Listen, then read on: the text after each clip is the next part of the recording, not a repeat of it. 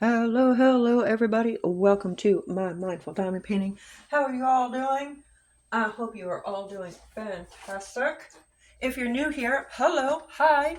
My name is Angie. If you're coming back to spend some more time with me, well, thank you so much for coming back. I truly do appreciate it.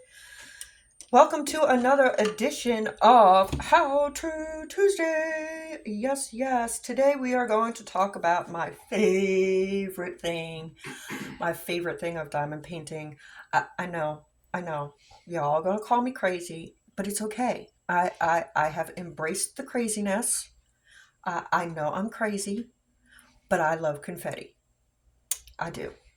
Look at all this confetti. I love it.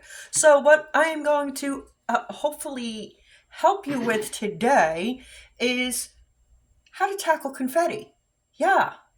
So before we get into how to tackle the confetti, let's get into what I am working on. I am working on this gorgeous image right here from Art and Soul. It is Always Together by Reagan Kubicek. Yes, I am doing it for the Retro Cult Classic for February. And oh my God, yeah, look at that gorgeousness. Love it. I have already done all of this bottom working here. I am right about here, right where her little hand is. That's where we are. And I'm going to show you how I work all this confetti up. So a little bit about myself in case you do not know. I have been diamond painting for quite some time. I am going on 8 years, guys. Yes, 8 years in March I have been diamond painting. So I've learned quite a few tips, tricks, got quite a few of them up my sleeve. Let's just put it that way. Yeah. So at first I would look at confetti and just go, oh God, I don't want to do this. Now I look at it and I go, oh yes, confetti. My brain gets bored very quickly, so color blocking is not something that I enjoy a whole lot because it's the same color over and over and over and over again. With confetti, it's not. Yeah, it's not. You're changing colors and you're just it's happy for me. It's happy for me.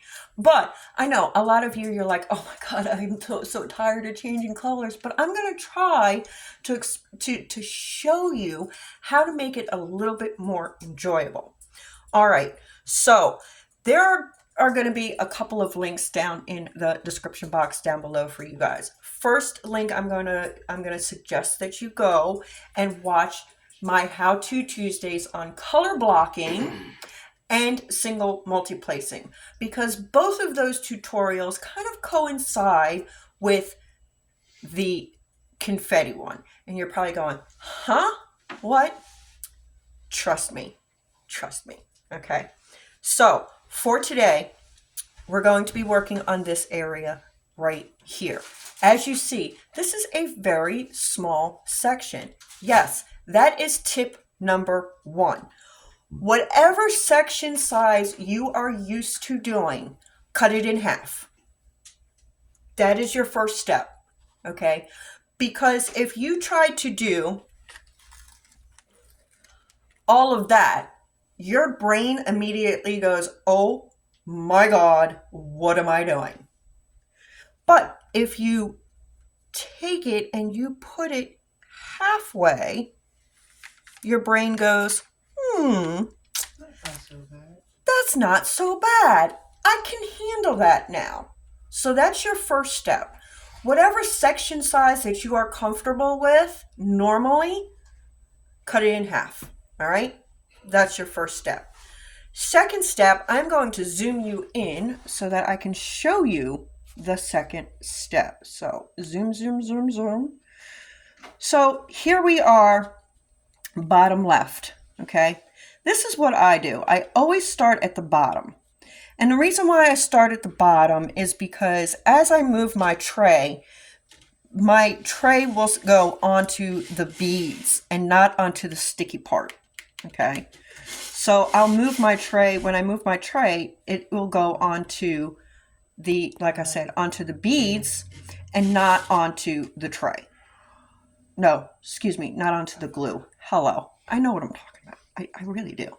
Anyway, so right here, you see that's a lowercase t, a capital F, a lowercase h, and then we have a capital F again. Well, we're not going to worry about that because we've got an F there. And then we have an up arrow. So what I'm going to do is I'm going to pull these symbols. Lowercase t, put it off to the side. Uppercase F, off to the side. This is what I did with you guys when we did the color blocking. And then we have a lowercase h, off to the side. And then we have the up arrow. And we're going to grab that. And we're going to put that off to the side.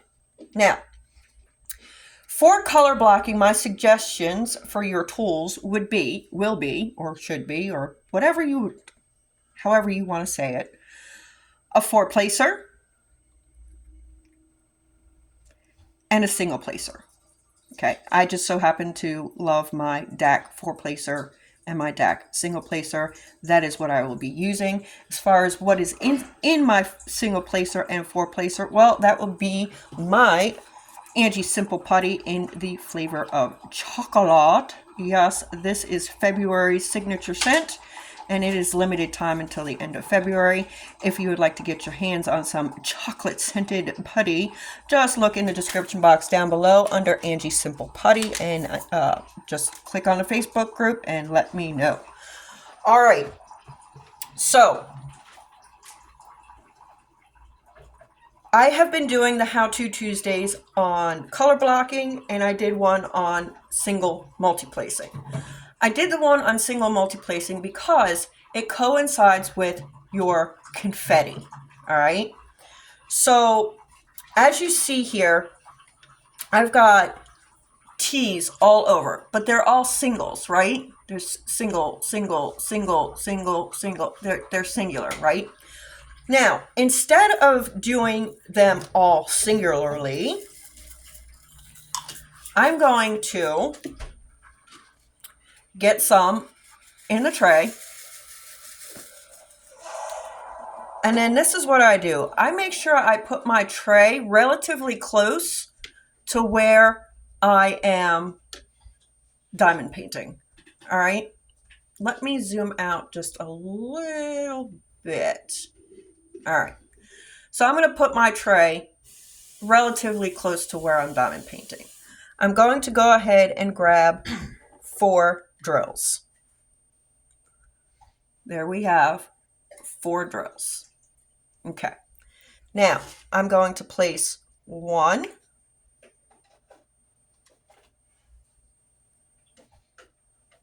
then 2. Now I have the 2 in the middle. 3. And 4. Okay, so now I have just placed all 4 of those in one go. I did not have to single place them. That is how you single multi-place in confetti. I do not usually go more than 4. It tends to get a little bit more confusing, a little bit more tricky. I tend to do 4 at a time. Now, for those of you who are single placers, you're going, but Angie, I don't do the multi-place. That's okay. That's okay. So, as you see, I have my tray very close to where I am diamond painting. Okay, so here is my line right here. Let me zoom in and then I'll zoom back out again. I'm sorry. There's going to be a lot of zooming, guys, because I want you to see what I'm doing here. All right, so here is my line. This is where I am right now. Okay, here's my tray. My tray is literally right here. Okay, there's the edge of my tray. Now I'm going to zoom out because I want you to see the position that I diamond paint singularly or single place. All right, so this is how I do my single placing. I literally just move my wrist. Okay, moving my wrist. I am not moving my arm from here to here. I'm literally moving the tray to where my symbol is and moving my wrist. Move the tray, move just your wrist. You see how much quicker that is than going and putting your tray off to the side and then going, okay, it's over there. Okay, it's over there. Okay, if you put your tray here, 1, 2, 3, 4. Quick, quick, quick. Okay, so that's how you can single place. The multi-placing, do I have any more? I have 1 there. So let's just go ahead and do that 1 right there. And then I don't see any more. Now, what I will do after I feel that I have completed all of them, I will go ahead and put them back in the jar, but I will not put the jar back in the case. Why not? Well, if you've been diamond painting for a while, you guys all know that once you put that jar back, what's going to happen? Yeah, you're going to find more and you're going to go, oh, now I got to go back and I got to get that jar out. So keep it off to the side. Keep it right there. And so this way, if you find one, it's right there for you. Okay, you don't have to go fishing for it again. All right, so let's go back to the single multi-placing. This time I'm going to do 3 at a time instead of 4. So I've got 3, 2 on one side, 1 on the other. I'm going to hit 1 here, then 1 here. So I took the 2 end ones off, and then the 1 in the middle. So where is, do I have another F? Don't tell me that's the only 2 I have. That might be the only 2 I have. Yep. Okay, no worries. Now, normally what I will do if there's only 2 is I will do the hunt and peck. If you are unfamiliar with the hunt and peck, well, I will show you what the hunt and peck is. Instead of pouring these drills into here, I will just take my single placer, hunt and peck, and I'll just grab one and single place it. That way I don't have to worry about dumping my tray. Less time. Oh look, I did miss 2 F's. There's 2 of them right here. Okay. Zoom you in. You see those 2 F's? I missed them. Oh, okay. Well, hunt and peck. In the jar I go. I just keep going until I get one on there. And trust me, one will show up on there. There it is. And then place. Same thing. Place. Now, done. Okay. All right. Next one is lowercase h. All right. How many? Let's see. It looks like we've got 1 here, 1 here. And I am not seeing any more. I will just do a quick glance, guys. I will not sit there for hours on end. If I pick it up like that, okay, you see how that is upside down now? That drill is upside down. Then I will place it into my tray and make it right side up. And then I will grab it and put it where it needs to go. Okay, these are just simple little things that I have learned throughout the years of how to get confetti done quickly without pulling my hair out and going, I really don't want to do this. I don't want to get this painting because it's got too much confetti. This is an absolutely stunning image, guys, and it would be a shame not to pick this up because of all the confetti that it has.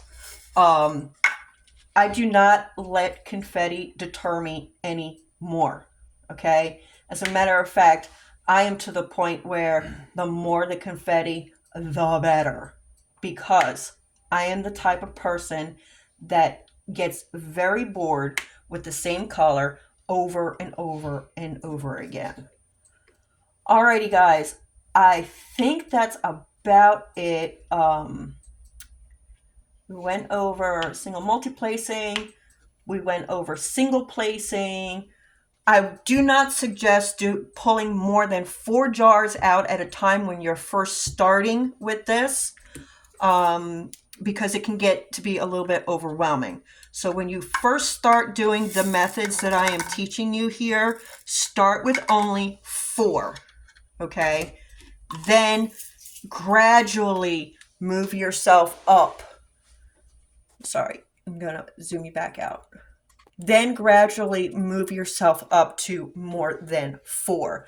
But to start off with, start with 4, okay? So, step number 1 was cut your section in half.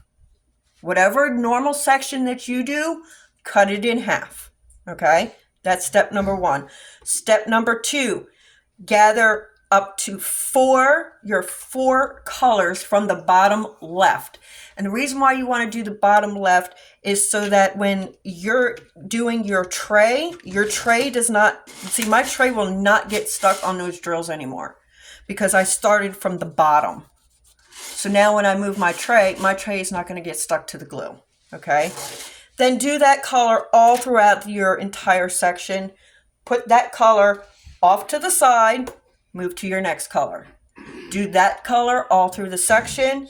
Put that color off to the side. Move to your next color. Okay? And then just continue to do that. And you will notice once you get that routine down, your confetti sections and your the way you work confetti will go by so much more quickly. That's it, guys. That's all I've got for you this week. I hope this has been helpful for you. Also, if you are a single placer, moving your tray closer to where your drill is going to save you a lot of time. A lot of time. I highly suggest practicing moving your tray towards where the symbol is that you are placing. Alrighty, guys. I'm going to tools on out of here, but if you do have any questions, concerns, comments, please do not hesitate to put it right down there in the comment section, and I will get you an answer to the best of my knowledge as soon as I possibly can. Thank you so much for joining me. I hope you have enjoyed all these how-to tutorials. Don't forget to go ahead and check out the other how-to tutorials that will be linked in the description box down below for you. And on that note, I'm going to say adieu. I'm going to bid you guys adieu. But before I do that, I'm going to do what I always do, and that is to remind you that diamond painting is all about doing what you love, loving what you do, and finding what works for you and doing that. I love you guys, and I will see you all real soon. Bye-bye.